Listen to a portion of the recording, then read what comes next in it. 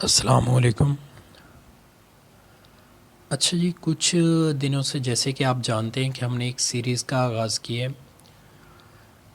एक basic question है जो कि हर शख्स जो है वो पूछता है कि फाइलर और नॉन फाइलर क्या होते हैं, और फाइलर या नॉन फाइलर होने पर जो एफबीआई डिपार्टमेंट है आपसे वो किस रेट से टैक्स कलेक्ट करेगा। तो हम कंपैरेटिव एनालिसिस कर रहे हैं इसका, और आज हम सेक्शन 231 बी के पार्ट 3 का ज़िक्र करेंगे, जो कि स्पेसिफिकली है चेंज ऑफ ऑनरशिप पे। यूज्ड व्हीकल है, आप यूज्ड व्हीकल परचेज़ करते हो और ज़ाहिर बात है आप अपने नाम पे रजिस्टर्ड करवाते हो। इस प्रोसेस को हम कहते हैं चेंज ऑफ ऑनरशिप, ठीक है। और इस पर एक्साइज एंड टैक्सेशन डिपार्टमेंट आपसे कितना टैक्स कलेक्ट करेगा, और कौन सी वो कंडीशन है जिस पर एक्साइज एंड टैक्सेशन डिपार्टमेंट आपसे टैक्स कलेक्ट नहीं करेगा। ये बहुत अहम है कि कुछ ऐसी कंडीशंस हैं जिस पर जब आप यूज्ड व्हीकल परचेज़ करते हो तो एक्साइज एंड टैक्सेशन डिपार्टमेंट आपसे टैक्स रिसीव नहीं कर सकता, कलेक्ट नहीं कर सकता at the time of change of ownership. तो आज हम इसी को स्टडी करेंगे।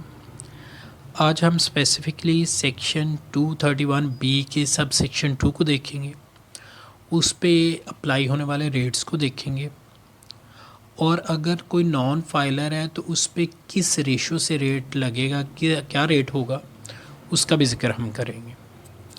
तो हम इसे देख लेते हैं। सब सेक्शन 2 है, every motor vehicle registering authority of excise and taxation department shall collect advance tax at the time of transfer of registration or ownership of a motor vehicle at the rate specified in division 7 part 4 of first schedule। अच्छा, ये आपको जैसे कि पता चला है कि जब आप ट्रांसफ़र करेंगे, रजिस्ट्रेशन ट्रांसफ़र होगी, आपकी ऑनरशिप ट्रांसफ़र होगी, तो जो एक्साइज और टैक्सेशन डिपार्टमेंट है ये टैक्स आपसे कलेक्ट करेगा, और उसका रेट जो है वो वज़ा किया गया है division 7 part 4 of first schedule में।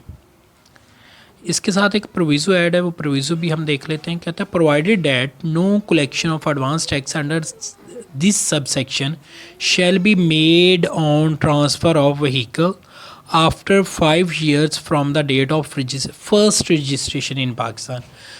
अगर पहली रजिस्ट्रेशन को 5 साल हो गए हैं और आप उस 5 साल के टाइम पीरियड के बाद यूज़ व्हीकल परचेज़ कर रहे हो, तो जब आप अपने नाम पे रजिस्टर्ड करवाओगे तो एक्साइज एंड टैक्सेशन डिपार्टमेंट आपसे टैक्स रिसीव नहीं करेगा, वो कलेक्ट करने का अहल नहीं है।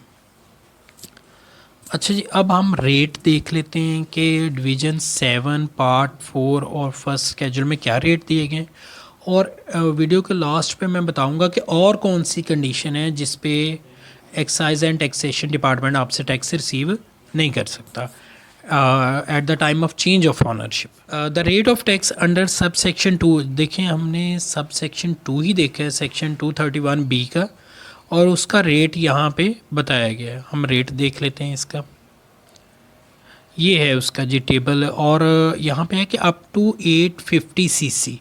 अगर कोई भी मोटर व्हीकल है जिसकी पावर कैपेसिटी जो है, हार्स पावर जो है वो 850 सीसी है, तो आपसे डिपार्टमेंट टैक्स कलेक्ट नहीं करेगा। और अगर 1000 सीसी तक है तो 5000 बनेगा। इसी तरह से 1300 सीसी तक 7500 बनेगा, और ये सो ऑन कैरी मतलब बढ़ता रहता है। और ये नीचे एक प्रोविज़ो दी गई है जो इस साल ऐड किए गई है कि अगर आपका इंजन कैपेसिटी नहीं वाज़ेह या एप्लीकेबल नहीं होती तो फिर उस सूरत में डिपार्टमेंट आपसे 20,000 रुपया जो है वो at the time of change of registration या ऑनरशिप कलेक्ट करेगा। याद रखें, ये रेट जो बताए गए हैं ये 200% इंक्रीज़ हो जाएंगे अगर आप नॉन फाइलर हैं। ये हर सूरत 200% इंक्रीज़ हो जाएंगे अगर आप नॉन फाइलर हैं। तो इसलिए ये जो रेट बताए गए ये फाइलर के लिए हैं।